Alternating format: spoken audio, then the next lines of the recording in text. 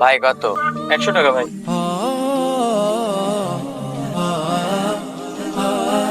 ভাই আমাকে একটা কাজ দিবেন আপনার দোকানে? আরে ভাই, এমনিতেই দোকানে বেচা কিনা কম, আর আমার এইটুকু দোকান, এখানে কোনো লোক টোক লাগবে না ভাই, তুই অন্য জায়গায় দেখ। ভাই আমার কাজটা খুব দরকার, আমি বেচা কিনা ভালো করতে পারি ভাই। আমি আগে একটা দোকানে কাজ করতাম, মালিক ভুল বুঝে দোকান থেকে তাড়াই দিচ্ছে ভাই। ভাই আপনার দোকানে রাখেন না, আমি খুব ভালো বেচা কিনা করতে পারি, একবার আপনার দোকানে রেখেই দেখেন আমাকে। এমনিতে আমার দোকানে লোক লাগবে না, তারপরেও এত করে যখন বলছিস, তাহলে ভিতরে আয়, দেখি আগে বেচা কিনা কেরম করিস, তারপরে আমি তোরে রাখবো। আচ্ছা ঠিক আছে ভাই। এই যে ভাই আপনার আম।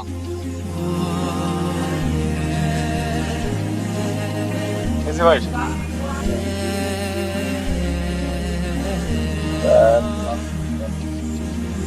ভাই আপনারে আমি 1000 টাকার নোট দিলাম, আপনি তোমার 900 টাকা ফেরত দেবেন। 800 টাকা কেন এই জায়গা ভাই? কি বলেন ভাই, আমি আপনাকে 800 টাকা দিছি? হ্যাঁ ভাই দেখেন। ওই দেখি তো।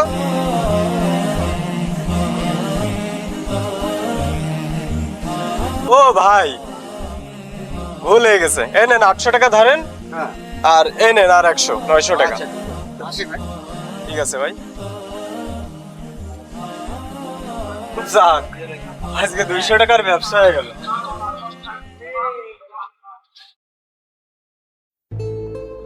কি রে, বেচা কিনার কি অবস্থা? ভাই আজকে 1600 টাকার বেচা কিনা করছি। এত কম কেন? হ্যাঁ ভাই, এই যে টাকা, বাজার ঘাটের যে অবস্থা ভাই, লোকই নেই, দেখতেছেন না?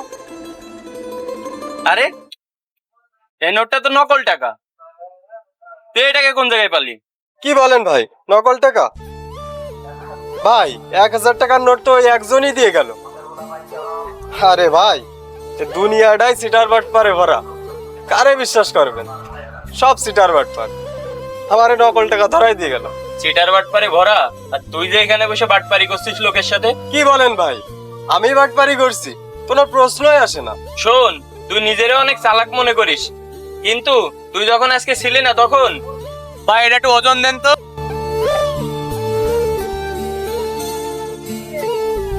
ভাই 800 গ্রাম। একটু আগে আপনার দোকান থেকে আমার ছোট ভাই আমটা নিয়ে গেছে। ভাই আপনার দোকানে যে নতুন যে ছেলেটা আইছে, ও কারোর মালে কম দিচ্ছে, কারোর টাকায় কম দিচ্ছে। ওই নতুন ছেলেটা সবাই এইভাবে ঠকাচ্ছে। আপনার এই জায়গায় তো আমরা সবসময় কিনা বেচা করি, রেগুলার কাস্টমার আপনার। আমরা এইভাবে চলতে থাকলে তো আপনার দোকানে তো আমরা আর আসবো না। না না ভাই দেন, আমি আপনার 1 কেজি ভরাই দিচ্ছি।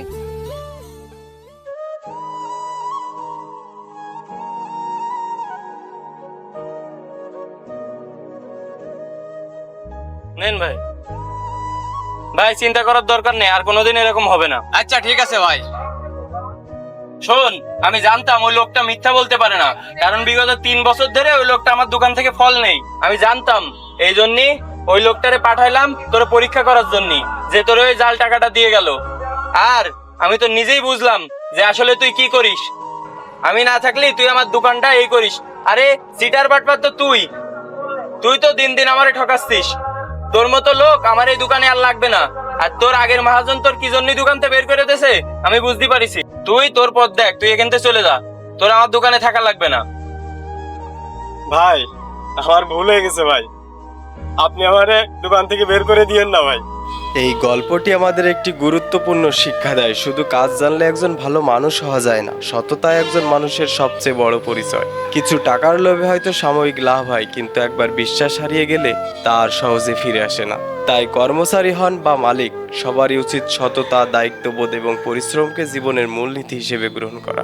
আসুন আমরা সবাই অসততাকে না বলে এবং সততার পথেই চলি, কারণ শেষ পর্যন্ত জয় সবসময় সততারই হয়। আমাদের ভিডিওটি ভালো লাগলে অবশ্যই লাইক, কমেন্ট, শেয়ার করবেন এবং কমেন্ট বক্সে আপনার মূল্যবান মন্তব্যটি জানিয়ে যাবেন। ধন্যবাদ, সবাই সুস্থ থাকবেন, ভালো থাকবেন, দেখা হবে পরবর্তী কোনো ভিডিওতে।